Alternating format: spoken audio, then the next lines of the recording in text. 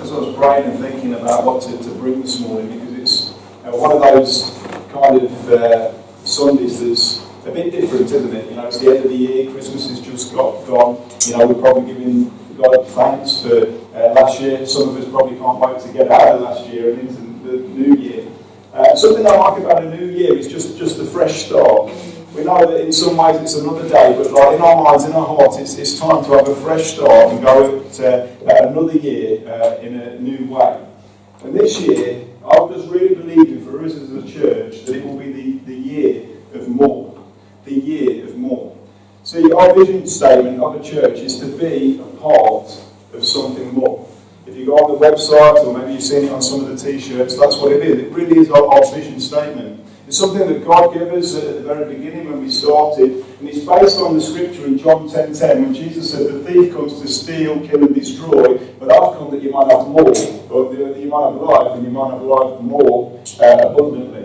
And I just believe that God wants us to know that full life, that more abundant life in Him. So we see the plan of the devil all around us. You know, the devil just coming to steal, to kill and destroy. That's his plan for mankind. That's his plan for our community. That's his plan for whosoever he can get his hands on. But Jesus has a greater plan than what the enemy has. And Jesus' plan is that we would have life, and that we would have life more abundantly. And I want to tell you, friends, if you're sat here today with the sound of my voice, it's because God has a plan for your life, and that plan is more life. And I don't care whether you've known the Lord 1 week or whether you've known the Lord for 50 years, there's always more in Him. God so loves you that He has more for you in your life. He's saying, "My child, I'm calling on you onto more." You might be in a good place, well, I've got some more. You might be in a bad place, well, come on, I've got some more. I've got something for you that you've never even known about, that you'll never even dream about. You know, the psalmist said that all of my days are written in His book. Hallelujah. Your days, the plan for your life from God is written in His book. Heaven has a plan for you. And let me tell you, it's good. Let me tell you, it's a life that's more, and it's more abundantly. Not only in this life, but also in that which to come. And I'm going to get that statement put up somewhere around the church, because we've not actually tapped into it yet, but this more life, to be a part of something more. So that every time that you see it, you will know and be reminded that God has a more life for you. And in fact, we have this tagline, believing and knowing or saying that it actually is an invitation to the more life, that God's inviting you to the more life. But it's not just an invitation to you and to us as a church, but actually it's our invitation for other people as well. That we're saying, be a part of something more, this more life. You know, there's many people that are in a hopeless place, they're in a hurting place, they're in a dark place, wondering, is there any more to this? What's this life about? Is there any more? Well, hallelujah. We want to invite people to the more life that can be found in Jesus Christ. So whenever you see that, it's to be about something more. So this morning I just want to introduce the theme of the year of something more. This more life that God has for us. And each week we're just going to begin to look through the vision statement and see what that looks like. You know, I believe that more life will come out of three things: out of relationship, out of partnership, and out of apostleship. And that's the three things that we're going to look at this year and just break them down. Really just get those things into our lives and really into the DNA of the church. Because actually, you know, if we know Jesus, then our lives should be a more life. But actually, you know, our lives should be an advert for the more lives. You know, we can't go and invite people, oh, come and be a part of something more, if we ain't got that more life ourselves. You know, it's a bit of false advertising, isn't it? Come and be a part of something more. Oh, we're all grumpy and miserable and not like being baptised in vinegar. No, it's a more life in Jesus Christ. Hallelujah. And that might not necessarily be in the materialistic. That doesn't necessarily mean that it's going to be absent from all woes and wrongs. But what it means is that there's a greater life within you. A life that is full of love, peace and joy. You know, of strength. You know, a life that's full of blessing in God, of favour and of goodness. Of a church that is powerful and effective in God. Hallelujah. Because we're not just here to have a form of godliness and deny the power. But we're to be the church that is full of faith and full of fire and full of power for God. So I don't know about you guys, but is anybody looking to go to Destination More Life in 2019. To know that God has more for you, and not only that He has more for you, but that actually you can access it yourselves, because that is His plan for your life.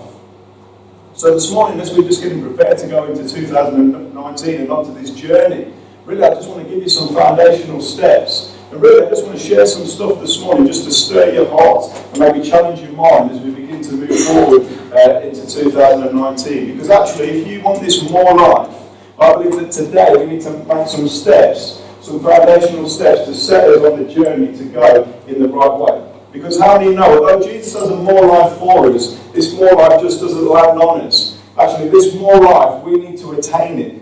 We need to make the decision to say, yes, I'm going after what Jesus has promised for me. You know, when God promised the land to the children of Israel, He said, I'm going to give you this land. I've got a land for you that's flowing with milk and honey. It's good. It's full of blessing. This is yours. I've promised it. I've made it yours. They still have to go take it. They still have to go and fight for it. And I want to tell you, when Jesus Christ died on the cross for you, He died so that you could have all spiritual blessings in heavenly places. He died so that you could know love, peace and joy. He died so that you could know this more life. See, the Bible says if anyone's in Christ, he's a new creature. The old is gone, the new has come. There's a more life for you. But actually, we have to attain it. We have to walk in it. We have to lay hold of it. Amen. Amen. So that means that actually we've got to do some stuff. See, just turning up to church ain't going to cut it. You know, you can listen to all the preaching and teaching that you like, it ain't going to cut it. Actually, this more life comes out of knowing Jesus Christ. It's about a relationship with Him. You know, we live in an age where there's so much resource, Christian resource for God. You know, the books, 10 a penny, you can listen to the greatest preachers and teachers. You can have all of these things, but yet actually not know Him. But I believe that the need for the hour and the need for our life is not to know more about Him, but to know Him more. See, this is the foundation of everything else. You know, some people will want to come to church, but they don't know Him. They want to serve Him, but they don't know Him. But actually, the greatest thing for our lives is to know Him. All the rest is kind of on top. Those things might be good, but if they ain't built on the foundation of knowing Him, really they're worthless. You know, if you're building on without that foundation, yeah, I'm building on with my serving, and I'm building on and all this stuff, and blah, blah, blah. The house that you're building is crooked at best. It's going to collapse at worst, because it's not built upon the foundation of knowing Him. And if that's where you are today, you know, if you're flipping from day to day or week to week and you're spending no time with Jesus, you think, oh, I'll check in church here, I'll check in church there, or I'll give some money here, I'll do this. It ain't cutting it, friends. I want to challenge you right now at the start of this new year to press into Jesus Christ. You know, many people are making resolutions all over the world right now, in different places, towns and places. But for me, I don't know about for you, if there's one thing I want to resolve to do this year, it's to know Him more. Forget the rest. I want to know Him. That's what the Apostle Paul said, that I want to know Him and the power of His resurrection. So he's putting all the other things aside and pressing in to Jesus, because you can't have a more life without knowing Him. So this morning I just want to give you three steps to destination, more life. And the first is choice. You know, Jesus said, it's my sheep, follow me. It's simply a choice to follow Him. And you know, choice is one of the greatest things that God's given us. You know, He's given us all free will. You know, in some ways we can do what we like. And actually each of us are a product of our choices. So the choices that we made yesterday is determine where we are today, and the choices that we make today will determine where we are tomorrow. And there'll be times we make good choices, and there'll be times that we make some not good choices. But let me tell you, the greatest choice that we can ever make is the choice to follow Jesus. The choice to meet with Him every day. The choice to listen to His word and to listen to His voice and to follow Him. He said, my sheep, follow Him. You know, when I was on drugs and when I was in prison and all the rest of it, you know, I could have blamed it on my life. I could have said, you know, well, I had a bad upbringing and, you know, I was rejected by my family and, you know, things went pear-shaped and back to worse and all the rest of it. But actually, you know, the real reason was I made some bad choices. Nobody made me take drugs. Nobody made me rob people. And actually, I believe that sometimes, even the people of God, we have to be responsible for the choices that we've made. You know, we've all made some bad choices. But let me tell you, the thing that changed my life was when I made a good choice. When I chose to bow my knee to Jesus. And the greatest choice that each and every one of us can make is to follow Him. To follow Him. And we might all say today, we might all be sat there in our minds saying that we're following Jesus. But you know, I've come to realise that actually what we know in our heads and what we know in our heart very much differs.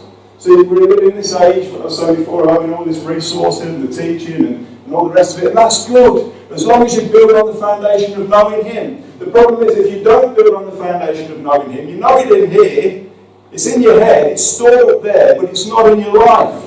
That's why David said, Lord, enlarge my heart. He didn't say enlarge my head, he said enlarge my heart. But yet somewhere along the line, we've come into this kind of thinking that the more we know, the better we'll be. No, not necessarily. Not if it's only head knowledge and not heart knowledge. Not if we're not living it. Not if we're not knowing it. Jesus Christ says, you shall know the truth, and the truth shall make you free. But you know that Greek word there, for know the truth, means to have an intimate relationship with the truth. It's not just to know it in our heads, but it's to know it in our heart, that it becomes part of us, that His word is within our heart, that we live it out, that we walk it out. Not just to know it up here. You know, the longer that I've gone on, the more that I've ministered with people, the more that I've preached the word, I've come to realise that actually, even what we know of the Bible can be a barrier if it's not in our hearts. You know, you can speak to a person and they can say, I know that, because they do. They know it is head knowledge, but they don't know it is heart knowledge. If you really knew it, if you really knew Him, you wouldn't be doing those things. And it becomes a barrier and a block. So I'm not against knowing the Word of God. You can't know enough of the Word of God. But it's to know the reality of it in our lives. You know, very often in the church, we can come to church, and I've seen it in places, we come for head knowledge. Give me something new. Give me a new revelation. Give me some deep teaching. Give me something new. Yeah. But yet it has no effect on their lives, because they just want to fill this thing. Enlarge my head. No, David said, enlarge my heart. I want to look different. I want to be different. I want to look like Christ. I don't want to be able to win every pub quiz on Bible knowledge. You know something? That's going to mean nothing when we get up there. We ain't going to get a quiz to get into heaven. It ain't going to be how much did you know about the Bible. It's going to be how much did you know my son. How much did you know my son? And above it all this year, friends, we need to choose to know Him. Forget everything else and give me Jesus. See, if we really knew it would just change the way that we lived and the way that we acted. See, some people are saying, I know it all. Yeah, I know this. Well, if you did, you wouldn't act in that way. You know, you would know the conviction of the Holy Spirit. You would know what it is to offend the Holy Spirit. You wouldn't speak to your brother and sister like that if you knew Him. Your heart wouldn't be that hard to the things of God if you knew Him.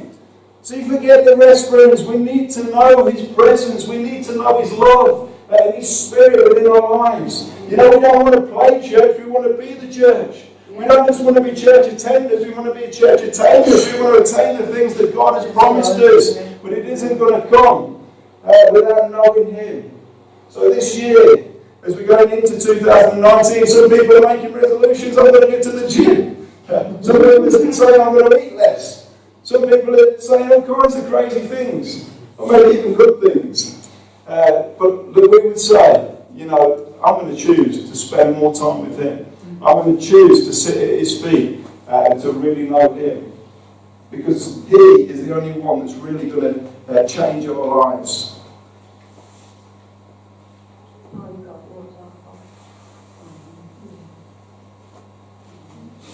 God knows your heart, but do you know His? Yeah. Yeah. It comes from sitting at His feet. You know. We've got to be real, friends. We've got to be real with ourselves. So I say, you know, sometimes we can deceive ourselves in our minds. You know, we're followers of Jesus. Yeah, we are. Turn up to church every other week. Got other stuff going on. Jesus is Lord in my life. You know what I mean? I've got this going on. But how can it be? You're deceiving yourself. You know, if He's in first place, He's in first first place. Don't say he's in first place. I say I know the right answer, but this is on over there, I'm going to do this, and God says I shouldn't do that, but I'm going to... No, it's not. Don't be deceived. In the Bible, true followers of Jesus give it all for him. You know, they left it all to follow him. This year I want to choose to make him first in my life. So the first is choice then. The second is the challenge.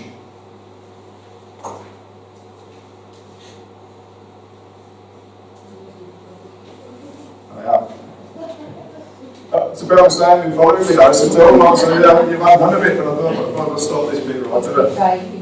Yeah. So the second is the challenge. You're going to make the choice, but the second is to take the challenge. See, to follow Jesus is not always easy. You know, it's not always green pastures, it's not always still waters.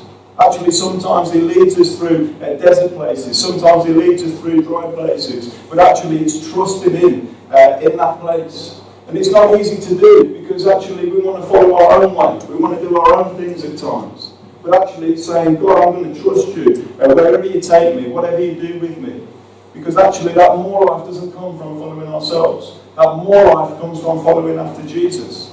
Yes, Jesus has got green pastures for us. Yes, he has got still waters, but it's not always that way, friends. But he is still going to challenge you when it's not so good. Oh, it's easy to follow him at the good times. It's easy to follow him when it's on the mountaintops and the blessings in. But what about down in the valley? Are you going to still follow him through that place? So you're going to take up the challenge and follow him.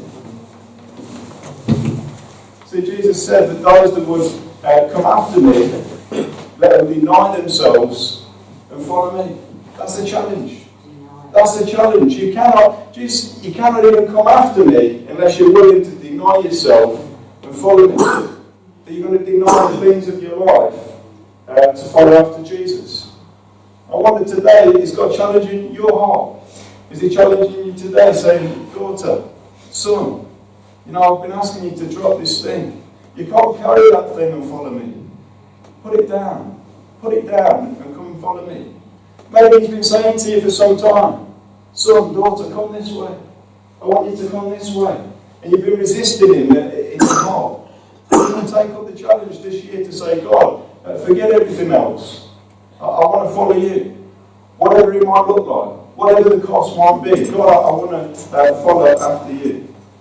Because let me tell you, friends, going our way will never lead us to destination or life. It's only God's way. You know, it's not your way, it's your way. It's his way. Amen. See, we can't follow after him and follow after the things of the world either. You know, with sin within our life. And the challenge is, are we looking to deal with some of that stuff? Because it's easy to live our own lives, Monday to Saturday, check into church on a Sunday, and actually, really, Christianity, church, Jesus, it just becomes a part of my life without having any change in my life. But Jesus hasn't come just to bless mess. He hasn't come just to do that. He wants to revolutionise your life. Why? Because he's got more. He knows what's best for you. You can't be in both camps. The Bible says, choose this day who you're going to serve. Are you going to serve him? Or are you going to serve the devil? So it's the devil that comes to steal, kill and destroy, but Jesus has come that we might have life and life to the full. Well, who are you following after? Because you can't have both. Do you want life or do you want death? Do you want the kingdom of darkness or do you want the kingdom of life? You can't have both. But the challenge is that we would just leave some of those things behind. The Bible says to lay aside every weight and the sin that so easily besets us. And I think sometimes we can almost forget about sin, thinking that grace covers the sin. I'm just going to live my life however I want. I go to church on a Sunday, that's going to sort me out. And no. God, he wants to change us. So actually, for that more life, we've got to get rid of some more of the old life. You know what I mean? Those sins that would so easily beset us. And actually, I believe part of our walk as Christians is to come before God and listen to what God says and follow it. But God will always be challenging us, showing us our sins and our weaknesses. And we all have them. We all have them.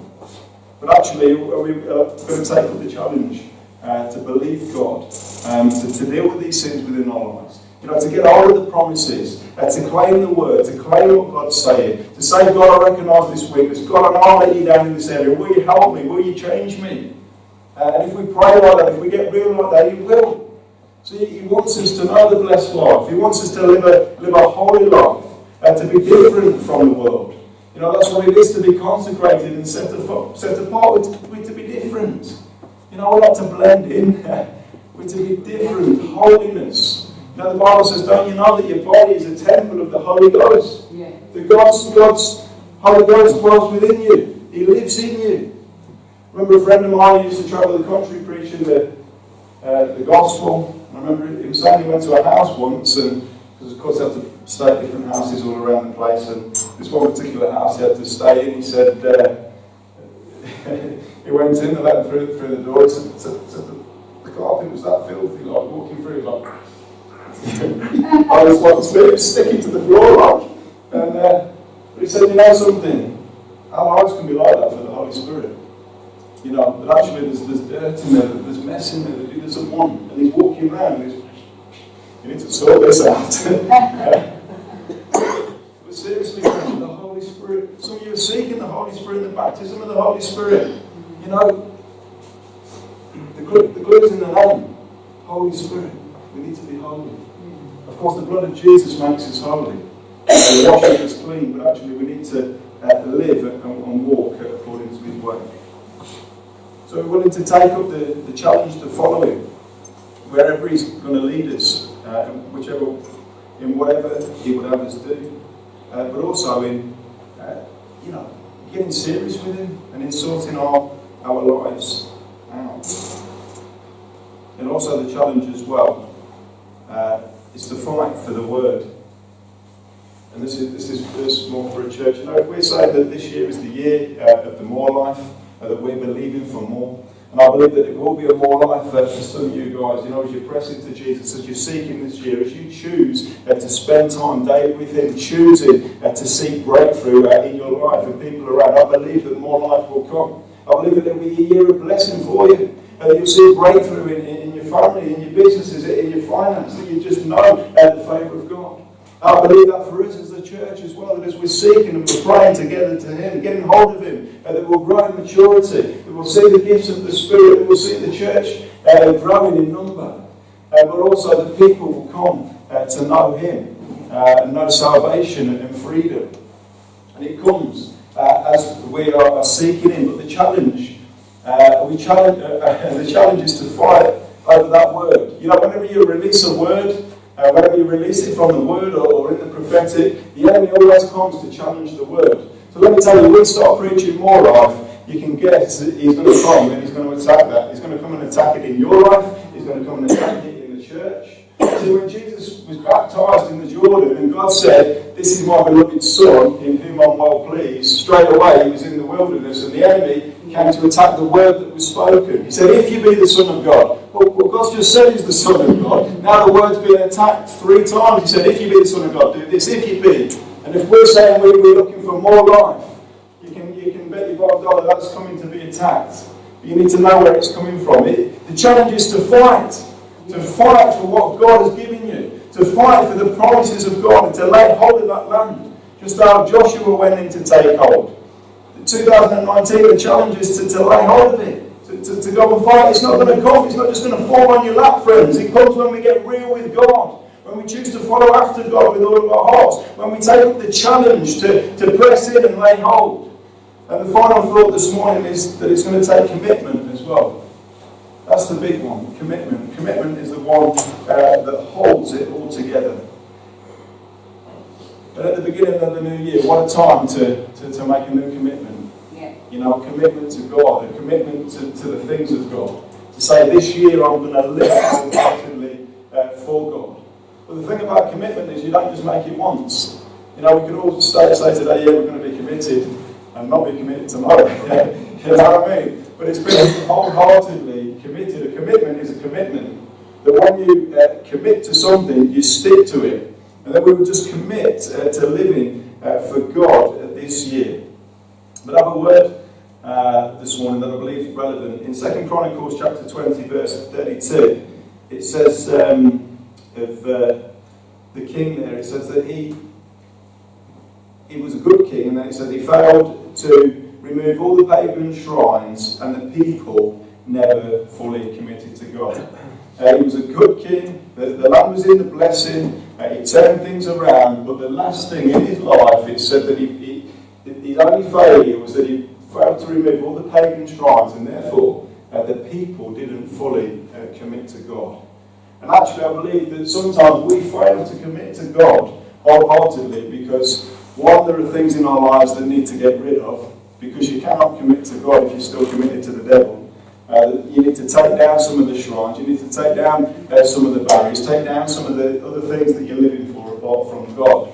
But not only in the things of the ungodly, but also in the godly. You know, we can be committed to so much stuff, but actually as much as we want to commit to all the stuff, we can't because there's no room to commit. There's some people that commit to every meeting that's going.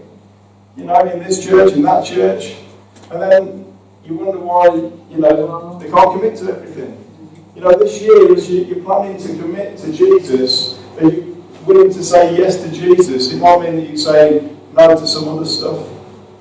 Now, for some people, it's not easy to say no. It's not easy for me to say no at times. You want to help people, you want to do things. But what I realise is the more stuff that I commit to that's not in my call, it drains on the call of God. Yes, it might be good, but it's not necessarily God. Yes, they might need help, but actually I'm accountable to God for what God has called me to do. And actually, if I'm giving my time here, there and everywhere, and I'm not doing effectively what God has called me to do, then it's not right, is it?